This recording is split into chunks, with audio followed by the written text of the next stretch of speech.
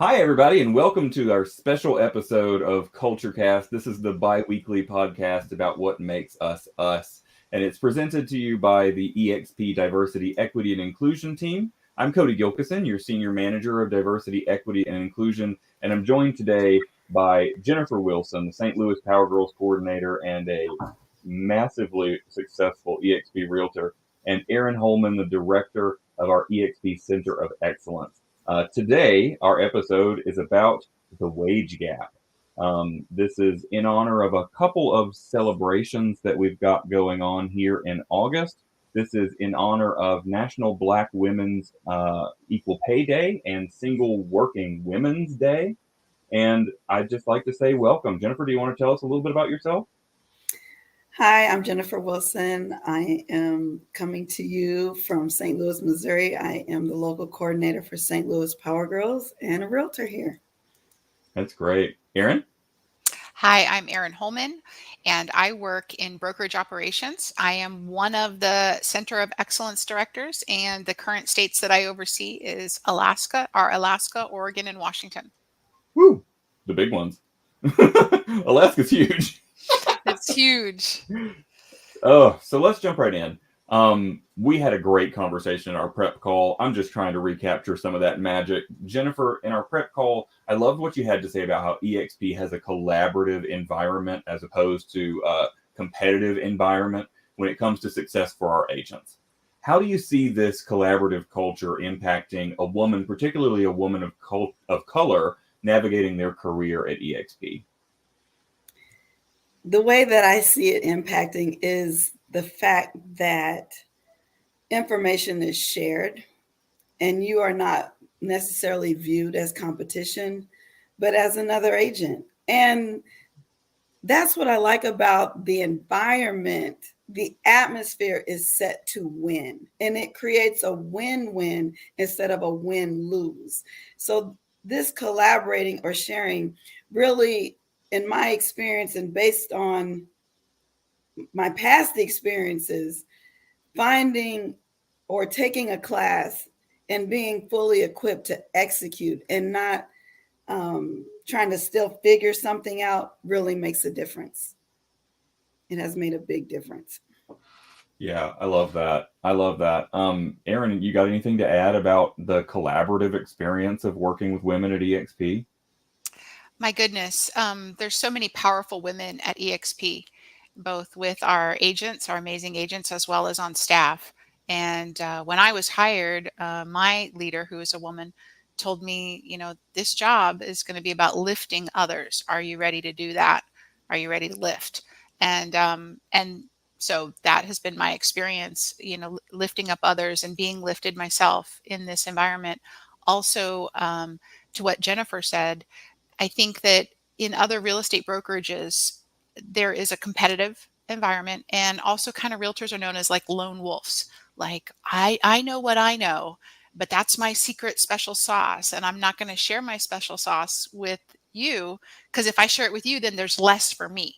Like Right. this scarcity attitude. And I feel like at eXp, one of the things we hear consistently again and again and again is that this collaborative environment that Jennifer was talking about truly does exist. It is real.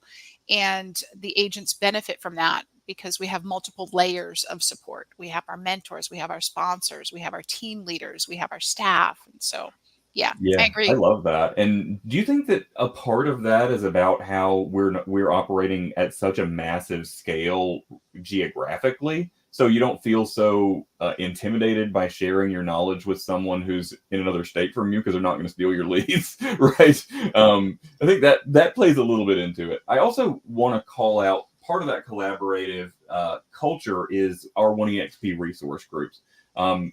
First and foremost being Power Girls. Power Girls is our largest and oldest resource group, and 6,700 members strong last time I checked. And they have, local leaders and regional leaders that cover the whole map, and even Canada. And Power Girls is just really powerful, and it's filled with women who want to help each other genuinely.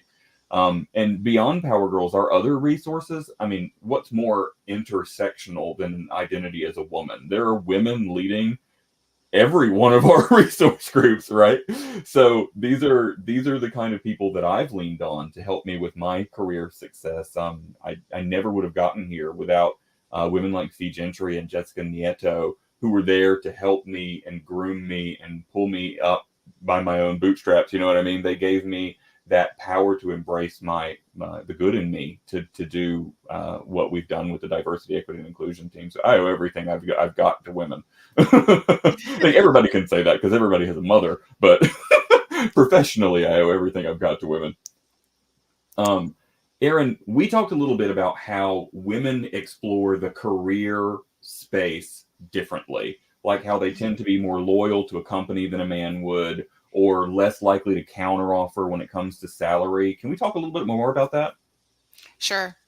So when I entered corporate America ages ago, I don't want to even say how many years ago, I started reading voraciously books, and I've read a lot of books written by female authors, and I've talked to a lot of women in the workplace. And I'm gonna throw out some stereotypes right now, and if they fit, they fit. If not, you can ignore what I'm about to say.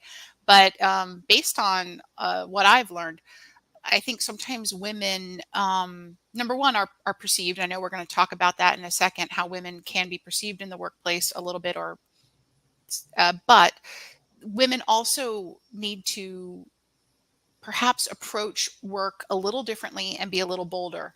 And sometimes women are less likely to counter a salary offer because a woman feels like maybe the job offer is going to get rescinded if we make that counter. Now, you may not always get, the higher salary or the higher pay, but countering is something that, from what I've read, men do it easily and more often.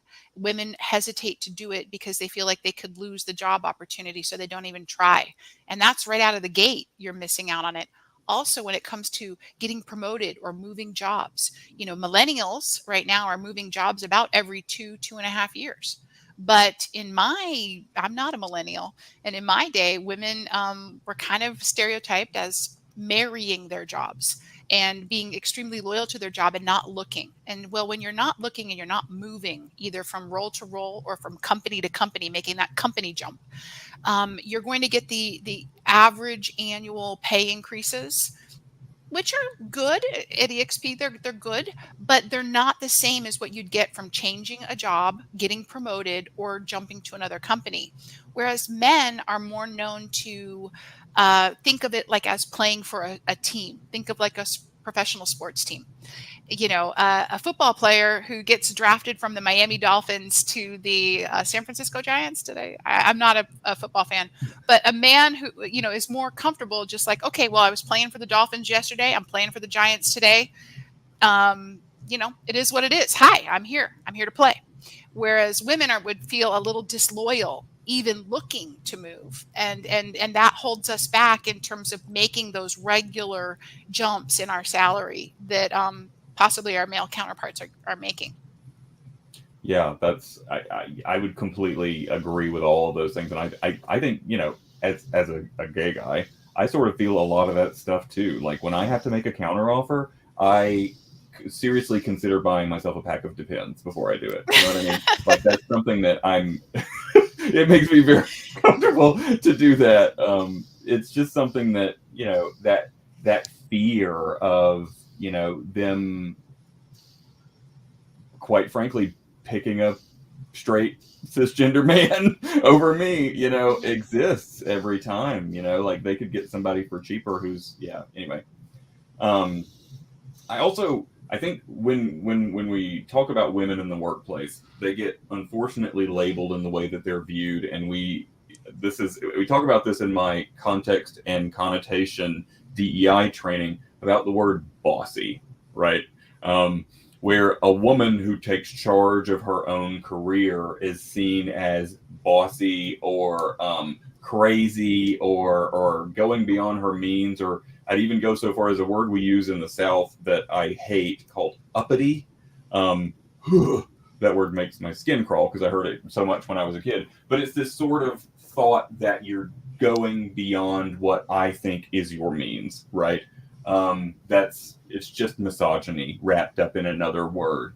But often when we have those behaviors that a woman gets categorized as bossy for, if those behaviors were done by a man, that would be the stuff that gets him promoted, right?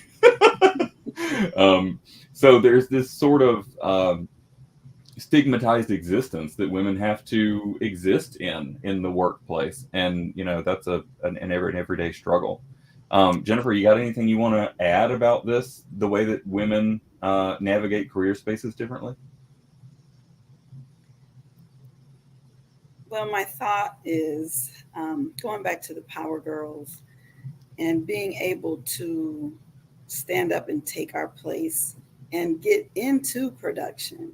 And that's one of the things that I am seeing here is being able to connect with newer agents and getting them out there. And yes, there are some tough cookies. We can be some tough cookies, but we have to set that standard. Hey, we're here and we're not going to hide and we're not going to back down, and demanding that respect. That's beautiful. In our prep call, one of the most impactful things that I heard from you, Jennifer, was how you spoke to the power of knowing your value and developing your personal value proposition. Let's dig into that a little bit. You want to tell people what we were talking about? Sure. Knowing who we are and knowing the value that we're bringing to the table and being able to effectively articulate it. That is how we will be able to raise these standards and bridge these gaps. And this really all ties back into what I was talking about, collaborative. Knowledge is power, and knowledge is not shared, then you have to work harder or twice as hard to get the knowledge that you need, because we're talking about we need to be able to negotiate contracts. We need to get these deals from A to C to the closing table. And being able to do that and sitting down and having these conversations about our commission and being able to defend it, that's how we're going to close these gaps. And as being a Black woman, well, we need more Black women in real estate. This is another way to close the gap. That's true. And I can think of a few examples off the top of my head of when we have a Black woman realtor really step into her power. She has the capability to own a city, right? Like that. I can think of several. I think of LaShawn and Tawana Jackson. I think of Keely Rich. I think there's so many that are just killing it. And it's just that stepping into the light of your own power. I think that's wonderful. And it also there's part of this about we spoke about how you had experienced something with someone telling you shouldn't charge as much on your commission because you were a newer agent. You want to talk about that a little bit? Oh, I've heard it a few times. You're a new agent, reduce your commission. You're a new agent, you don't have as much experience, reduce your commission. You have to build your way up. Yeah, and that part there about knowing your value and knowing your worth and sticking by it, and the really powerful part, which is defending your worth, right? Is no, I may be new, but I know I'm the best at this for you, right? That's so important. Exactly, because the same work still needs to be done. Right. I still need to negotiate through that contract. I still need to properly fill out your contract. So it's the same work. Yeah.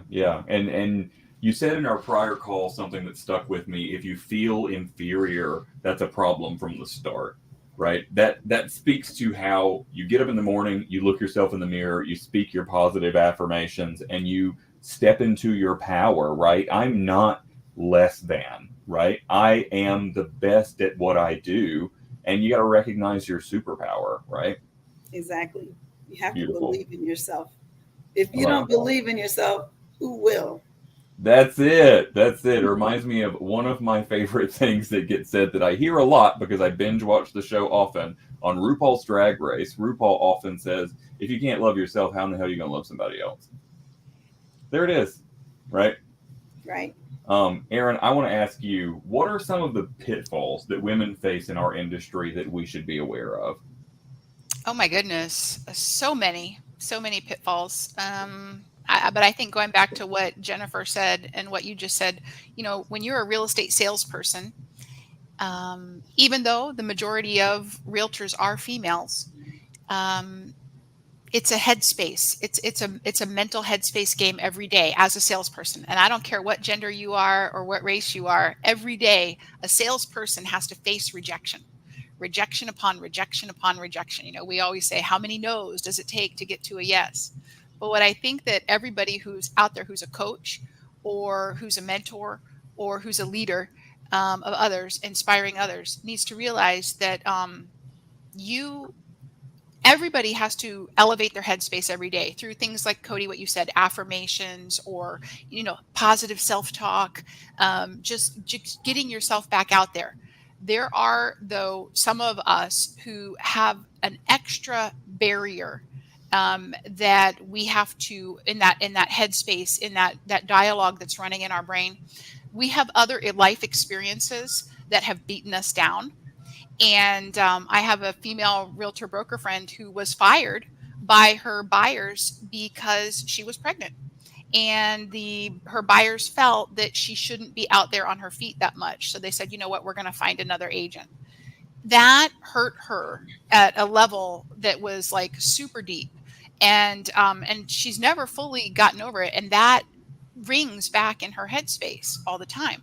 So I think what we need to think about, if you are a coach or a mentor and you're trying to help somebody who may be of a different race, who may be of a different gender than you, and had some life experiences that kind of that you maybe never had in your life, you need to understand that that's already there in their headspace. And you need to be curious and open, and maybe realize that you even have some blind spots as trying to be a good mentor to that person. So I would say listen, really listen, because you may not know what's going on and what's holding somebody back. And you're trying to elevate them, but you may not fully be aware of what they've experienced in their life in terms of discrimination, etc. You may have a complete blind spot to that, which would make you a less effective mentor to that person until you fully listen and understand what they're up against. Yeah, yeah. And, our agents have the benefit of having all of these resource groups available to them, where if you have a client that's of a different culture than you, it is so easy to reach out to another resource group that represents that client's identity and find out how you can do better, right? So we have the tools, you just got to use them, right? It's just one of those things that we have, that we offer, that other brokerages don't. I also think, there's a bit there that is a pitfall for women in any industry professionally, that there's an instinct there to, when someone else is coming up behind you, to kick the ladder down so that you can secure your spot. I can't speak enough to how this is never going to help your career, right? And some of the most powerful work you can do as a female is to empower another female, to give them your hand and help them up those last few steps so they can come to where you are, even if it means they pass you on the ladder, right? Absolutely. Because you never know what that relationship is going to bring to you in the future. Women are only going to find success with the help of other women and with the help of allies that they build. It's like that with every community, right? We rely on each other within our community. We also rely on others. There's a great quote that I reference, and you guys are probably, if you're watching this at home, you're probably sick of hearing me say this, but Amber Hikes is my DEI hero, and she said, I'm paraphrasing here, but something along the lines of, it's not the responsibility of women to fight misogyny and sexism, or queer people to fight homophobia, or trans people to fight transphobia, or disabled people to fight ableism. It's your responsibility and my responsibility and our collective responsibility to help lift those people up.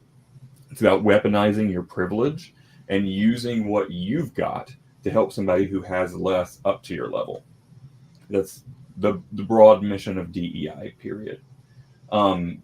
Jennifer, I know when we talked about pitfalls, that we had a bit that we talked about a pattern that starts when a client enters negotiations by beating you down over commission, and where that can lead every time. You want to talk a little bit about that?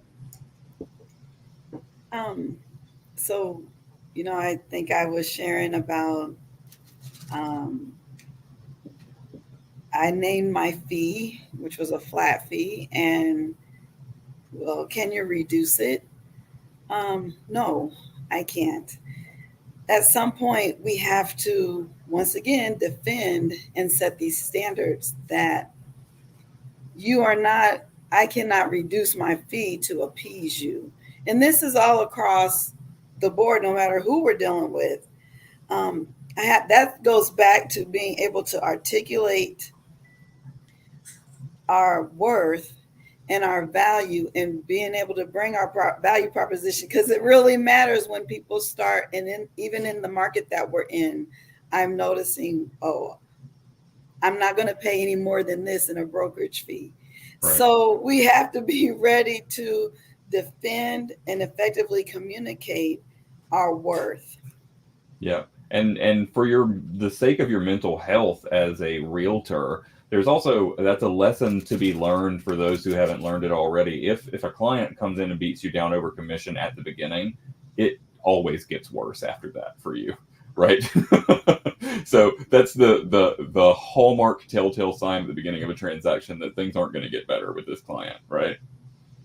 Okay, Right. so looking ahead, let's talk about the initiatives and programs that eXp Realty plans to use to further empower women and Black women and single working women in the real estate industry. Um, First off, we are currently undergoing a brand evolution at eXp that involves evolving. That's a fun sentence to say. It involves evolving our core value statement, and a big part of that is diversity, equity, and inclusion.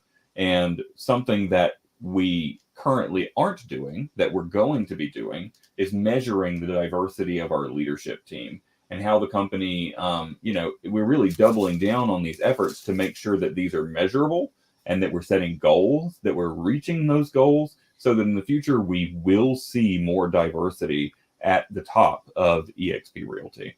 One eXp also has some major projects on the horizon, not least of which is this podcast, where we're bringing some inclusive content to you every other week. We've got our synergy sessions, where we're bringing 2 resource groups together every month to talk about how their groups can collaborate. And we're also working with our DEI Foundations program to develop new resource groups for communities that have not been served by a One eXp resource group in the past. In the past year, we've had the Healthy Mind Collective, which is led by a pair of women. We've got the Climate Action Network, which was the brainchild of a woman. We've currently got eXp Capable, our new resource group for the disabled, led by 2 women. We've got the new eXp Indigenous Network, led by a woman, and coming soon, an interfaith group, which so far all of my volunteers are women. So there's a lot on the horizon for opportunities for women to make an impact at eXp. And there's also a lot of great stuff that is pending in the ethos right now. We're just going to say that for Power Girls, some big new impactful initiatives at Power Girls that everybody's going to want to stay tuned to. So now is the time to join in on Power Girls, right? If ever there was a time, now is the time. Power Girls is 6,700 members strong. That being said, more than half of our workforce is women, so there's room to grow, right? It's not the end. So I want to talk about, Jennifer, your journey through various different brokerages during your real estate career, and what led you to eXp, and how you're finding yourself here. Well, I'm really excited to be a part of the eXp family, I should say.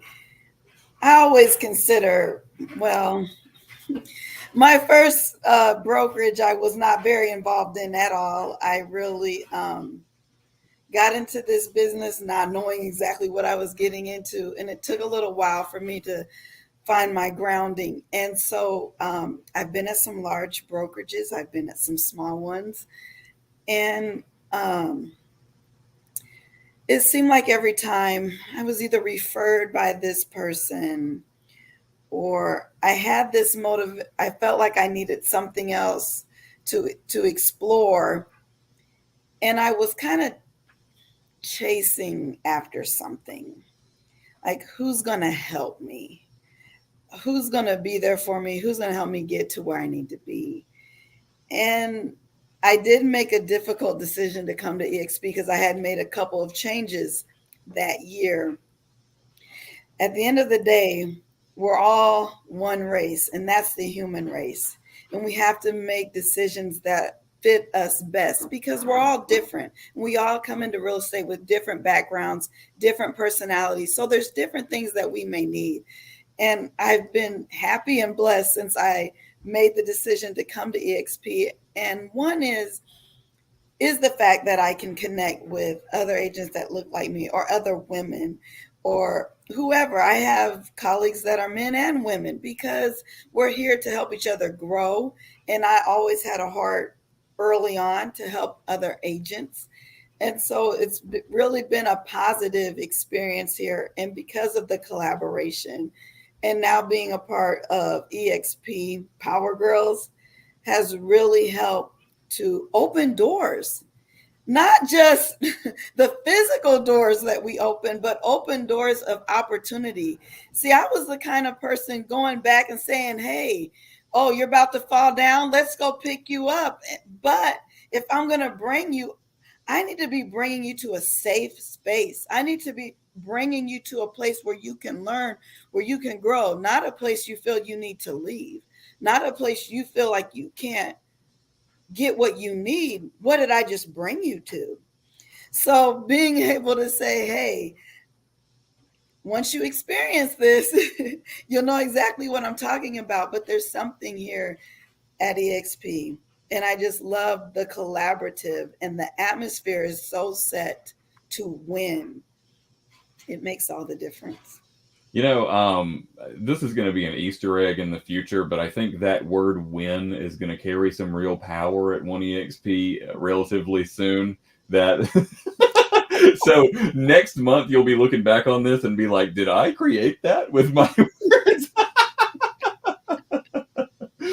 Oh, geez. Jennifer and Aaron, I just want to talk about mentorship for a minute. Having a strong mentor and advocate is so important to all of us in terms of earning more. Who or what has lifted you up the most in your careers? We'll start with you, Aaron. Oh my gosh, I would say, well, I've had a privilege of having a lot of great bosses. Early in my career, I had a technologies career, and most of my bosses were male. Then I moved into real estate, and ever since then, most of my bosses have been female. I've had, I would not be where I am if it wasn't for women that were my superiors saying, hey, I'm going to open this door for you. I'm going to give you a place at this table. You know what? In fact, you can have my place at this table. I'm going to step back. I'm going to push you forward, and you get to take my place at the table now. You want my job? Okay. I'll help you get to my job. I'll mentor you so that you could be doing what I do. That has, I can't even tell you, I'm getting chills just thinking about it. And so given all that I've had given to me by other women, I know that it's my duty to also extend that hand and lift up every chance I get. And if somebody who reports to me wants to get my job is to teach them how to get my job. And if that's what they want, and or let them go. Because the other thing is, I have seen people in my career who they try to hold people down. They try to hold them down because they're trying to build their empire or build their fiefdom, or I don't know why they would do it, but it doesn't work in the end anyways. It backfires because that leader gets a reputation for trying to hold the people in their organization down. You can't do that. You gotta let people grow and go. Yeah, it's so true. And I think it's part of our inbuilt instinct as people that are part of underrepresented or minority communities. You know, women are not a minority, but they are treated like a minority, you know, which gives them a unique experience. But we we feel this need to, we fought and scrapped so hard to get here that lizard part of our brain in the back says, I'm never letting this go, right? But you have to be open to the possibilities, and if you bring somebody else up, what are you going to learn from them once they're given that opportunity, right? Take yourself out of the equation and picture that person who wants your help up in the new position and what kind of magic they could do, right? I know for me, I talked about this already. My history in the workplace is littered with powerful women who helped me up, right? Me too. And I'm currently, the people who inspire me the most are my two employees, Morgan Johnson and Stephanie Pernat, the other two members of the triumvirate of the DEI team. These two girls teach me something every day, and they're teaching me about resilience and strength of power. And I may only be a year and a half into my job. I cannot wait to see them take over for me, right? Because I know what kind of power they're going to have because of what we've built together, right? What about you, Jennifer? What about your mentors and the people that lifted you up? I have to give glory to God, and I'm very thankful for my family who has been 100% of my support. And I was sitting here thinking, at one of my brokerages, I had a coach who was a woman. And when I came to eXp, I was assigned a mentor. I've been under some men as well. They come from a different perspective, and that's okay. But gosh, I have a couple of thoughts I want to say on this. Mentor, like eXp, allows you to have a mentor. And I think that is very important and necessary, especially as a newer agent getting into this business. Having someone that is able to lead and guide and actually do their job and help you through your transactions and be that support. But I also want to say that it still goes back to, you have to believe in yourself and not to rely too heavily on that mentor. I was in that position and I was applying for a referral partner for an agent. And I gave so much credit. You know how you heard, lean on your team, lean on their numbers, especially when you're new. And I got lost in trying to lean on them so much, I forgot that what I had accomplished. So I think we need to keep mentorship in perspective. This person is to lead you, to guide you. But at the end of the day, you have to believe in yourself. You are your biggest supporter at the end of the day. Because if you don't believe, you won't execute. You will stay in your box. You will not come out of that comfort zone. And I appreciate the people that pushed me, that believed in me, and that I had to borrow their faith sometimes, because when I didn't see it, they see it in me. It will keep you going on the days when you feel like quitting. But at some point, a light dings. Let your light shine. That's it. That's it. Gosh, I think we could measure the effectiveness of one of these podcasts with how many times we in the audience go, right? Yeah. You're giving me a lot of today. Yeah. I love this. Let's talk about representation a little bit. So seeing others that look like you at the top is important in terms of feeling like you can rise up and earn more.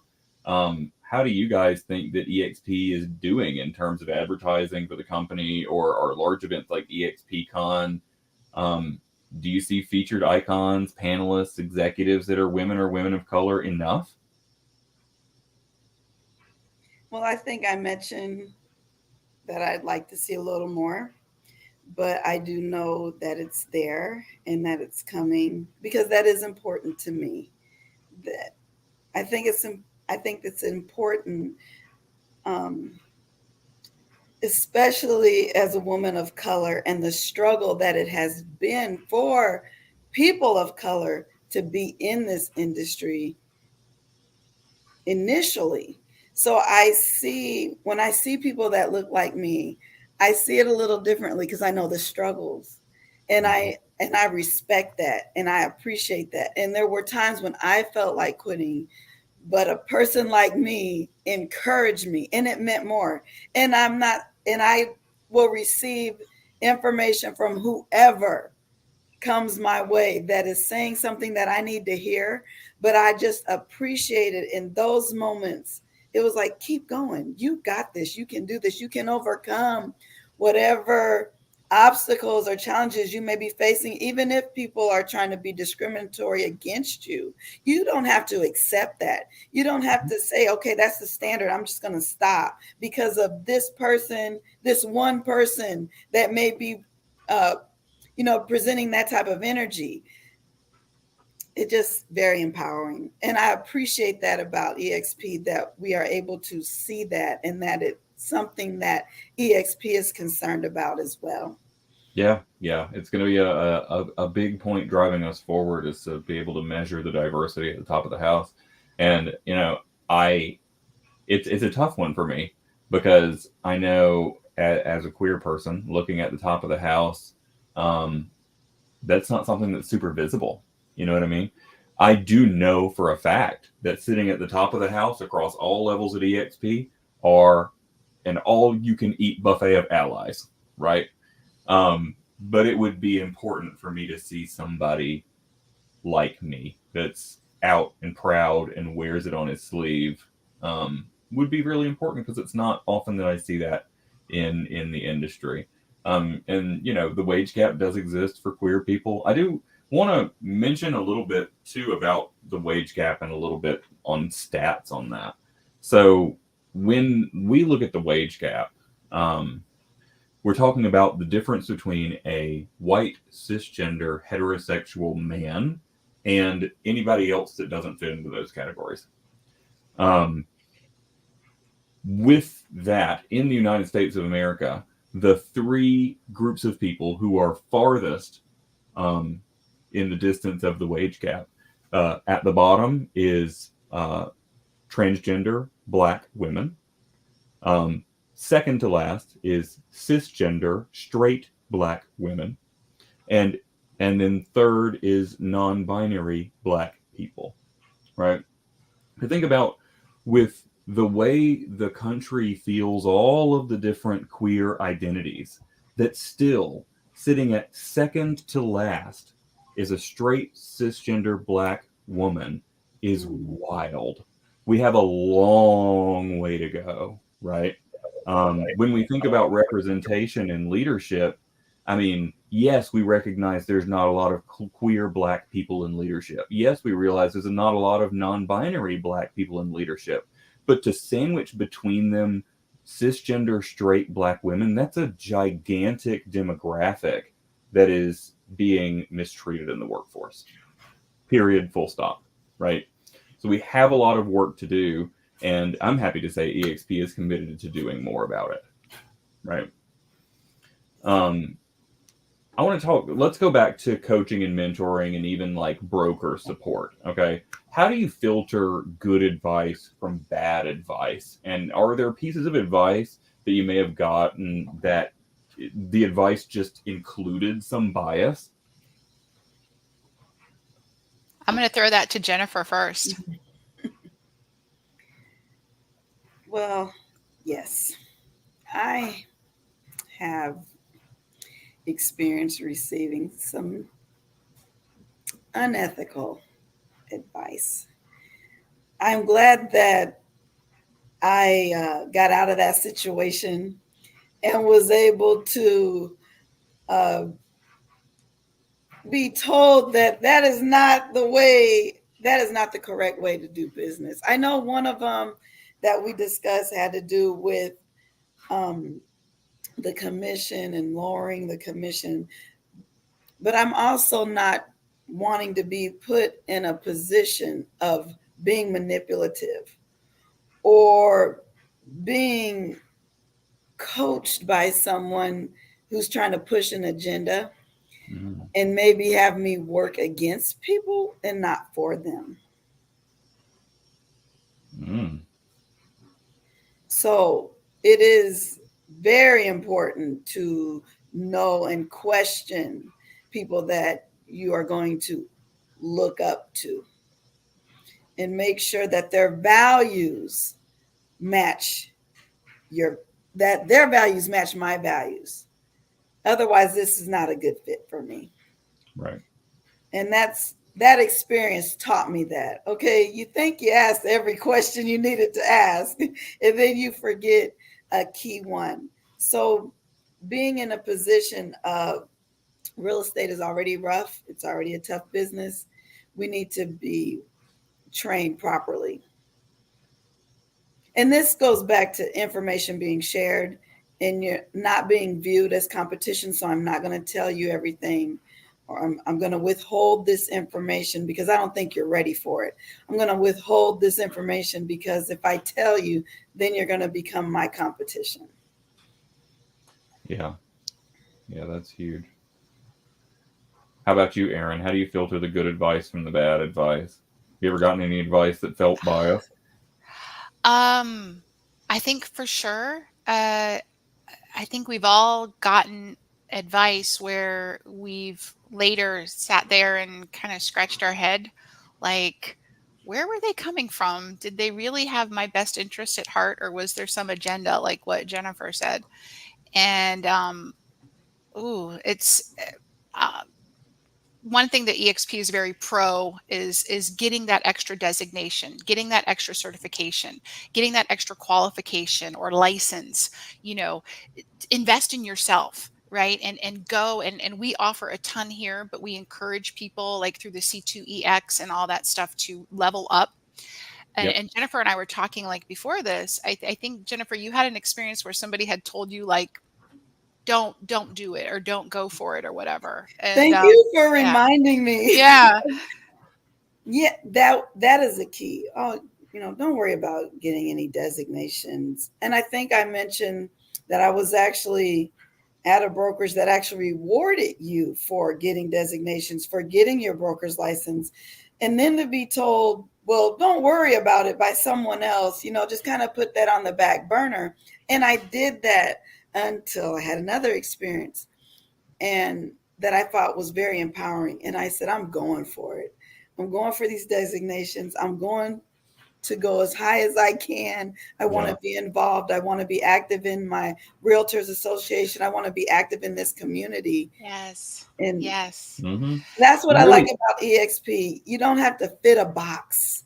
You don't have to worry about someone standing over you and telling you got to do it this way. You got to do it that way. Don't do that. And that's what that starts to create. It starts to create a box. And I'm like, there's no box. Someone said, don't even call the sky the limit. I'll share one thing really briefly. There's one thing I always share to people when we're talking about leveling up and getting that next designation. And I don't know if you guys are Harry Potter fans. I'm not a huge Harry Potter fan, but I know enough about it to know. Okay, so apparently in that train station, the Harry Potter train station, there's a door, right? That only certain people can see that door. There's a door there. It's invisible to regular people, but the Harry Potter type clan people, they can see that door and they go through that door in the train station. Do you know what I mean? Yep. You're following, right? Yep. Getting that extra designation, whether it's your broker's license or your whatever designation you get, it opens up that secret door that nobody else can see that may have been there the whole time. I've had so many people that, have been told, oh, don't get your broker's license. It's not worth it. It's never going to do anything for you. They get their broker's license and then immediately they get a job offer out of the blue. I mean, that's what happened to me. I didn't know that Harry Potter door was there, but I went out and got my broker's license and all of a sudden, boom, the Harry Potter door opened. And it was like, I had a headset on and I was doing broker calls within a week of getting my broker's license. That's the kind of magic, go back to Harry Potter, that happens when you listen to the advice. Yes, level up, because you just don't know what kind of doors are there until you level up. So anybody who tells you don't get that designation, I personally don't think they have your best interest at heart. That's right. You never know what that's going to open up. And, two great examples we have of that is NAR's green designation, which opens you up to folks if you start advertising that. Now all the millennials and Gen Z folks that are looking to have a more climate-friendly home know that they can go to you. Then we also have, we're a partner organization with LGBTQ plus Real Estate Alliance. You can get ally certification there. Put that right in your advertisement. Now all the queer people know that they can come to you and not be treated unfairly because they're queer. Those sort of designations will grow your business. And, They will. you know, the glorious side effect of that is they also make you a better person. So we appreciate a double whammy that gives you that. Yeah. I've loved this conversation with you guys. We could go on forever and ever and ever, but I just want to thank you both for joining us here. And I'm so glad we were able to have this really impactful conversation. Anything else you guys want to say before we leave off? No. I think we said it all. Mhm. All right. For more information about upcoming diversity, equity, and inclusion events, please join us on Workplace at the Diversity, Equity, and Inclusion Group. You can also join Power Girls by searching eXp Power Girls, and you can join all of our 1EXP resource groups by just joining 1EXP on Workplace. We'll see you next time on the CultureCast, and thank you so much for tuning in. Thanks, Cody. Thanks, Jennifer. Thank you.